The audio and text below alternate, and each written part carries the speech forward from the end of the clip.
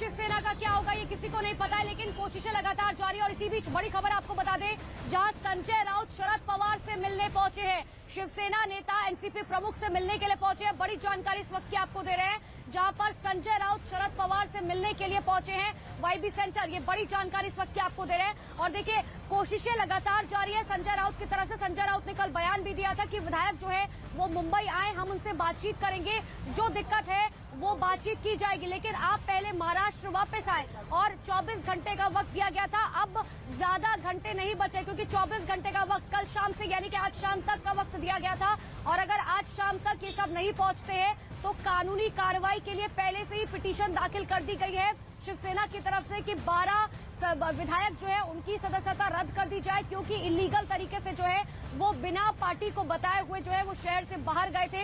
यही वजह है कि देखिए, और ना तो ये बताया गया था कि वो एकनाथ शिंदे के साथ जा रहे, तो तमाम जो पॉइंटर्स है वो डाले गए हैं उस पिटीशन में, और ये वजह दी गई है कि उनकी सदस्यता रद्द कर दी जाए। लेकिन इन सब के बीच में बड़ी खबर आपको बता रहे हैं, शिवसेना नेता संजय राउत जो है वो शरद पवार से मुलाकात करने के लिए पहुंचे। हालांकि इस मुलाकात का नतीजा क्या निकलता है, क्या शरद पवार, क्योंकि पहले भी सियासी संकट इस तरीके के आते रहे हैं, लेकिन शरद पवार फ्रंट फुट पर आकर बैटिंग करते रहे हैं, उद्धव ठाकरे से मुलाकात करते रहे हैं, तमाम सियासी संकटों से उन्हें निकालते रहे हैं। और यही वजह है कि सबसे पहले जब ये सियासी संकट आया तो शरद पवार वो पहले नेता थे जिन्होंने उद्धव ठाकरे से फोन पर बातचीत की थी और उनसे मुलाकात करने के लिए वो पहुंचे भी थे।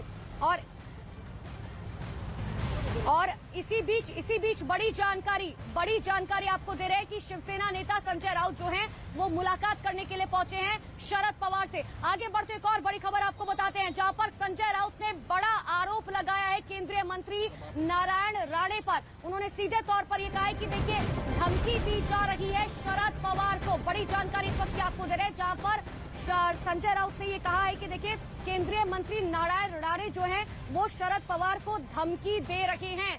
अब धमकी किस तरीके की दी जा रही है, धमकी में क्या कुछ कहा, इसके बारे में हालांकि वो कुछ कहते हुए नजर नहीं आए, लेकिन एक बार आपको सुनाते हैं कि आखिर संजय राउत ने क्या कुछ कहा।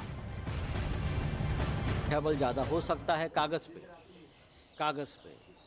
अब ये लड़ाई जो है ये कानूनी लड़ाई हो जाएगी, लेजिस्लेटिव लड़ाई हो जाएगी। हमारे लोगों ने 12 विधायक जो है जिसने बगावत की भाषा की है उनके खिलाफ एक्शन लेने की शुरुआत की है। उनको डिस्क्वालिफिकेशन के लिए हमारे लोग सभापति महोदय के पास गए हैं। मुझे टेक्निकल बातें ज़्यादा मालूम नहीं, मैं नहीं बोलूँगा, लेकिन ये एक्शन चल रही है।